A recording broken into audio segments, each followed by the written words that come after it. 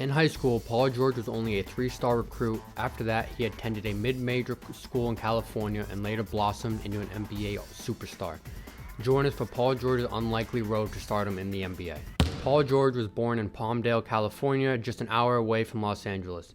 There wasn't much to Palmdale because of its small town feel, so George spent most of his free time at home or playing one-on-one basketball versus his older sister. Growing up, Paul George was a big Kobe Bryant fan and later tried to model his game after the late great Bryant. George played his high school basketball at Knight High School in Palmdale. His high school coach, Tom Hengray, was the first person that believed in Paul George's NBA dreams, as he would keep the gym open all the time for George and put in countless hours to work on his game. Although George is now one of the NBA's best wings, he was a late bloomer in high school. He lacked aggressiveness when scoring the basketball. As a freshman, his coach had to motivate him to score by making him run sprints if he didn't score. And this was incredible for Paul George's development as he started to improve his offensive game year after year, and didn't blossom until the summer before George's senior year, when he started getting on the radar from college recruits while playing for the Los Angeles-based Pump and Run AAU team with future NBA guard Drew Holiday. George's senior season for the Knights was incredible as he averaged 23 points, 11 rebounds, leading his team to a 23-9 record and earned himself the 2008 Golden League Most Valuable Player. Although George had a successful season, he was only ranked as the 20th best high school player out of California and wasn't ranked regionally. College scouts knew George's size was perfect for the prototypical wing, but he lacked intensity and had poor shot IQ.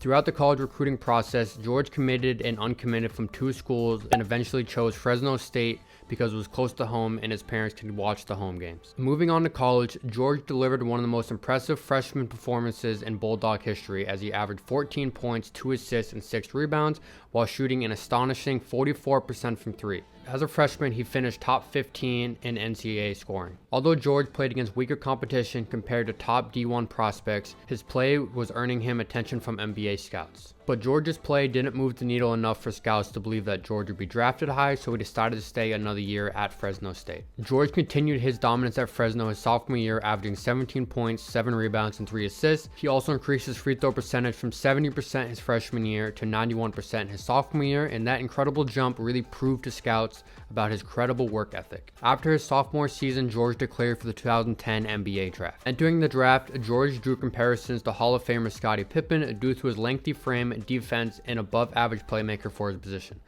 However, some scouts were concerned with George's ability to create his own shot and his ball handling. Some scouts even predicted George should be selected outside the lottery. Although there were some concerns, the Indiana Pacers still selected George with the 10th overall pick, hoping he would turn into an NBA superstar. George's rookie season showcased to be very promising, as initially George started as a bench player for the Pacers and gradually earned more minutes as the season progressed. George received about 20 minutes a game under Coach Vogel. For the season, he primarily played off the ball and averaged 8 points, 4 rebounds, and 1 assist while earning himself All-Rookie second-team honors. And the Pacers clinched the 8th seed in the Eastern Conference but got eliminated in the first round.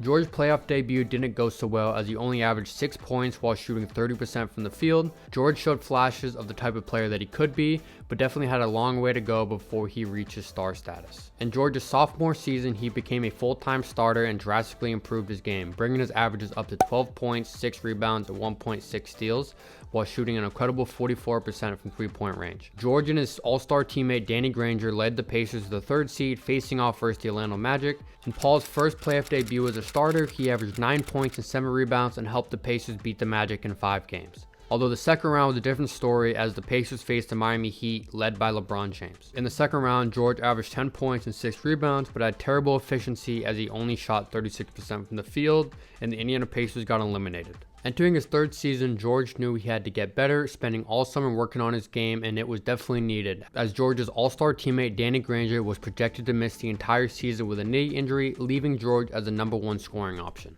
George embraced the role as in early November he scored a career-high 37 points while hitting 9 of 13 from 3 to break the Indiana record previously held by Reggie Miller. The injury turned into a great opportunity for George as he improved his averages to 17 points, 8 rebounds, and 2 steals a game, and took home the Most Improved Player award. The great play by George led the Pacers to a 49-32 record, and George led the Pacers past the Hawks and the Knicks to the Eastern Conference Finals for a rematch versus the Miami Heat. After a back-and-forth series, George scored 28 points in Game 6 to force the win, but in Game 7 was nothing short of disaster as George only tallied 7 points and the Pacers lost. Although the Pacers lost in disappointing fashion, the Pacers rewarded George's great play with a 5-year, $91 million contract extension. George and the Pacers took the disappointment from last season and fueled it into the following season. To start the 2013-14 season, Paul George earned himself the Eastern Conference Player of the Month for November, and the Pacers started with an incredible record of 25-5. George averaged 22 points, 7 rebounds, and 2 steals, making All-Defensive First Team and All-NBA Third Team, and finishing in top 10 in MVP voting. In the playoff, George and the Pacers once again found themselves against the Miami Heat, and yet again the Pacers were shown to be no match versus the Heat as they're eliminated in 6 games despite George averaging 24 points. After being eliminated in the playoffs, things are about to get a whole lot worse for George, as after coming off a career season during the Team USA scrimmage in the summer of 2014, he suffered a brutal leg injury that would sideline him for 8 months. Goes a little bit too fast for his own good. Nice contest for a foul.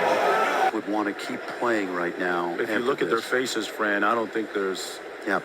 It would be very challenging mentally, this game, when you take a look at the players and a prayer and meditation here for their injured teammate.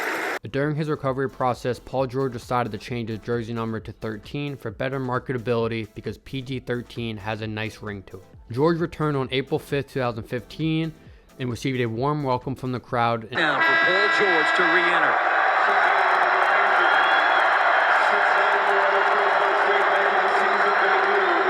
And George scored 13 points as a return and played out the final 6 games of the regular season, but unfortunately for the Pacers, without Paul George, they missed the playoffs. Coming off his injury, George wasted no time getting back to All-Star status, scoring a career-high 48 points while hitting 8 triples. George once again was named an All-Star starter and scored 41 points and was just one shy of beating Wilt Chamberlain's record. He also set the 3-point record while hitting 9 triples and took home All-Star MVP. George finished the season averaging 23 points, 7 rebounds, and 2 steals, and led the Pacers to the 7th seed. However, they were beat in 7 by the Raptors in the first round, despite George averaging 27 points and 7 rebounds. And the following season wasn't much better, as George averaged 24 points and 7 rebounds and was named an All-Star, leading the Pacers to the 7th seed yet again, but it got swept by the LeBron-led Cleveland Cavaliers. After 2 disappointing seasons from the Pacers, George told the front office that he would be leaving in free agency the following summer, and the likely destination was the Los Angeles Lakers. The Pacers front office had a tough decision to make. They're either going to keep Paul George for another year and lose him for nothing in free agency, or they had to trade him to get something in return. They opted to trade him to the Oklahoma City Thunder to team up with Russell Westbrook and Carmelo Anthony in exchange for Victor Oladipo and Domantas Sabonis. Although the Thunder may not have been a top trade destination, George wasted no time showcasing his dominance, as in his debut game he scored 28 points and grabbed 8 rebounds and got the win over New York. In a loaded Western Conference, George still managed to average 22 points and 6 rebounds while making the All-Star game and making All-NBA Third Team. The Thunder finished 4th in the West that year, but got upset by Donovan Mitchell and the Utah Jazz in Game 6 in the first round. It wasn't the fault of George, as he improved his play from the regular season and averaged 25 points and 6 rebounds. Following that season, everybody expected George to leave the Thunder and sign with the Los Angeles Lakers.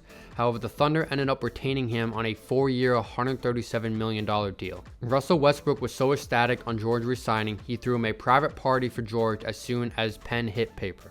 Before George's second season with the Thunder, they waived Carmelo Anthony, opening up more scoring opportunities for George. And he made the most out of the opportunities by arguably having his best season of his career, averaging 28 points, 8 rebounds, and 2 steals a game. George also received Conference Player of the Month in February, averaging an incredible 35 points and 8 rebounds, but it doesn't end there. He also received All-NBA First Team, All-Defensive Second Team, and finished 3rd in MVP voting that year. Despite George's incredible regular season play, the Thunder only finished as a 6th seed and matched up versus the Portland Trail Blazers in the first round. However, the Thunder got embarrassed and the Blazers took them out in 5 games, including a series-winning shot by Lillard that shocked the entire organization.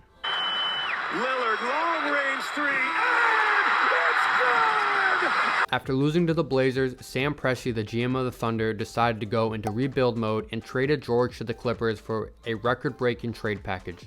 The deal consisted of Shai Gilgeous-Alexander, Danilo Gallinari, 5 first-round picks, and 2 swaps going to the Thunder. George made his debut for the Clippers in November, scoring 33 points and 9 rebounds versus the New Orleans Pelicans. Although George missed 24 games due to injury, he still managed to average 22 points and 6 rebounds, making another All-Star team and finishing as All-NBA third team. However, disaster struck due to the pandemic and the Clippers were headed to the NBA bubble. The Clippers still managed to finish as the 2nd seed, and in the first round of the playoffs, the Clippers eliminated the Luka Doncic-led Dallas Mavericks in 7 games, just to blow a 3-1 lead to the Denver Nuggets, and the media ran away with this, giving Paul George a new nickname, Pandemic P.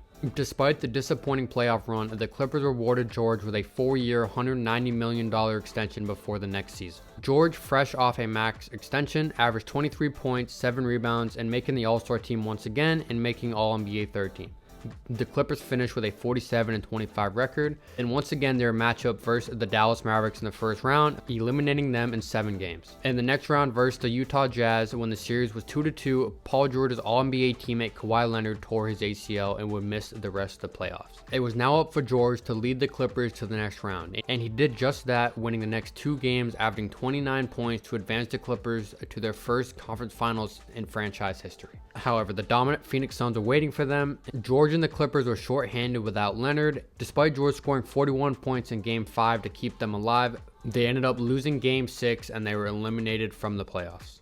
George's 3rd season with the Clippers was definitely a disappointment, as George suffered an elbow injury, missing 51 games, and Kawhi missed the entire season due to the ACL injury.